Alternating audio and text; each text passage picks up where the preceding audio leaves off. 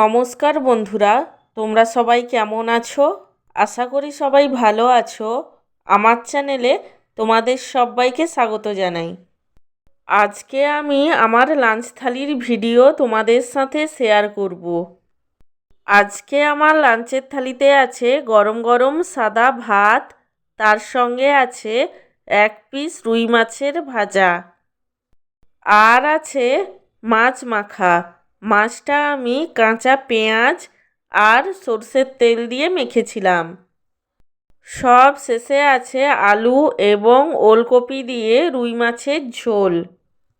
আমার আজকের এই সিম্পল লাঞ্চ থালির ভিডিওটি তোমাদের কেমন লাগলো সেটা কমেন্ট করে জানিও। আর ভিডিওটিকে লাইক এবং চ্যানেলটিকে সাবস্ক্রাইব করতে একদমই ভুলো না।